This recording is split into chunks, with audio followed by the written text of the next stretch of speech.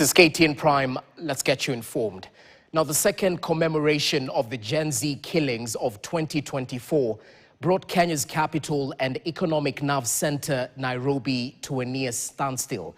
Major roads leading into the central business district were barricaded, crippling public transport and forcing many businesses to remain closed as security agencies moved to contain what was widely anticipated to be a grand march to Parliament. While opposition leaders hailed the disruption as a fitting tribute to those whose lives were lost, the state decried the economic losses and paralysis that followed. And as KTN's Francis Ontomwa reports, some of government's critics say the response painted the picture of a government uneasy with the very citizens it governs. The government had promised a normal working day, but right from the crack of dawn, the signs were clear. This was not going to be an ordinary day in the city. Major roads leading into the CBD were barricaded, and for the few who made it past the roadblocks, there was intense scrutiny. Nafanifikia kazini by saa 2 na around 6 hapo ndo niliamka. By saa 1 nimekuwa hapa, hakuna magari, hakuna kupita.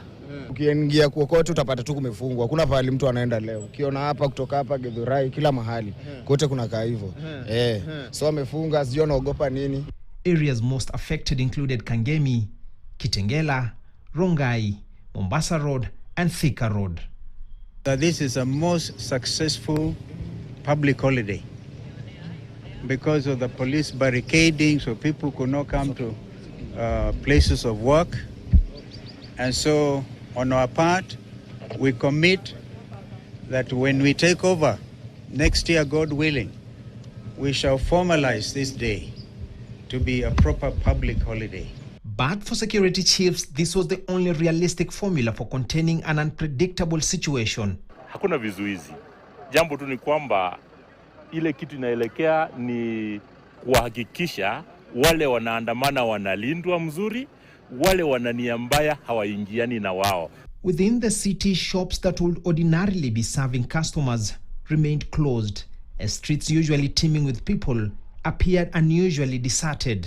For a city whose residents largely depend on daily earnings to get through the day, the economic cost of the disruption was felt across sectors. But some, like economist and former lawmaker Bill Okero, argue that Kenya can learn important lessons going forward. In a post online, he averred, and I quote, "In developed countries like Europe and the US, peaceful protests are often held over weekends to allow maximum participation by workers and to avoid disruption of businesses," end of quote. The frustration was not confined to Nairobi. Along the busy Nakuru highway at Rironi, light vehicles were turned away, with only heavy trucks allowed access to the Kikuyu Southern bypass. Kama mimi nilikuwa nasafiri nifike Nairobi, ndio nitoke Nairobi niende Mtito Andei. Lakini kwa sasa kulingana na vile hali ilivyo, inaonekana sitaweza kufika kweli. Wenye wanaumia ni mtu kama mimi. Mimi hiyo gurudumu ya hiyo gari isipozunguka, watoto hawezi kula, hawezi enda shule. Mahitaji yangu yote hakuna yanaweza fanya. Na hii barabara ndio inafanya watu wakule hapa ndio tujisaidie. But beyond the economic disruption, June 25th remains a day of deep reflection for a country that saw some of its most promising sons and daughters felled by bullets. It is also a soul-searching moment for the nation on whether the grievances that brought thousands onto the streets have truly been addressed.